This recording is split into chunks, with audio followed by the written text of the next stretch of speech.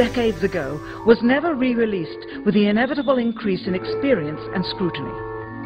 To demonstrate 1/6 gravity, a bouncy, floaty feel to the astronauts' movements would be similarly achieved with relative simplicity.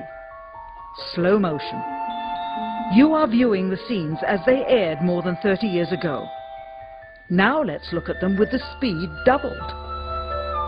It becomes discernible that they are, in fact, in Earth's gravity, and are no more leaving the ground than they would on Earth. It is clear from these rarely seen color television pictures that the crew of Apollo 11 brought a high-resolution color video camera with them on their mission. Yet the only pictures broadcast live from the moon's surface were these from a low-definition black and white camera. In fact, the networks complained because in addition to this, they were forced to shoot the images, second generation, off of a projection TV of the technology of 30 years ago, and were not even allowed to take a direct feed, which further degraded the quality and clarity of the images. Perhaps this was precisely what NASA and the federal government had in mind. After all, it was a first, regardless of where they were. Better to open up their debut mission with fuzzy pictures and numerous blackouts, rather than show too much revealing detail of a false scene that was yet unproven. And finally, the element that seals their fate. Of all the footage of Apollo 11 requested from NASA over a 5-year period, one gem was discovered just before the completion of this documentary. An old reel received by mistake. It contains the raw or unedited footage of the crew of Apollo 11, Michael Collins, Edwin Aldrin Jr. and Neil Armstrong.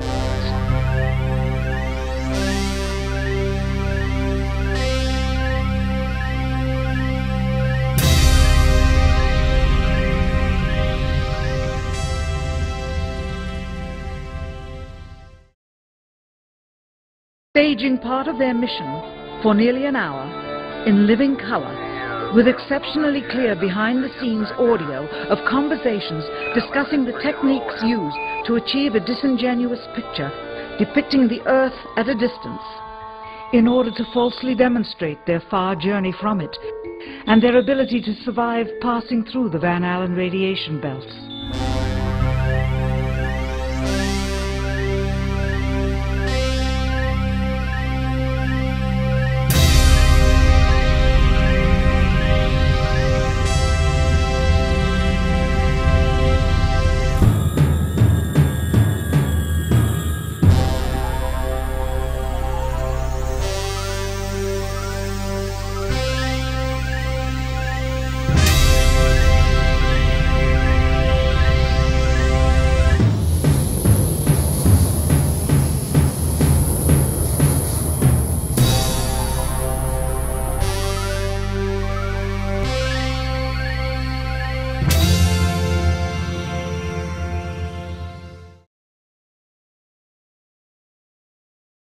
It cannot be misconstrued that this staging was done for some other reason prior to the mission, for the reel itself is slated and dated July 18th, 19th and 20th, 1969, the very days of the mission when they were said to be approaching and achieving lunar orbit.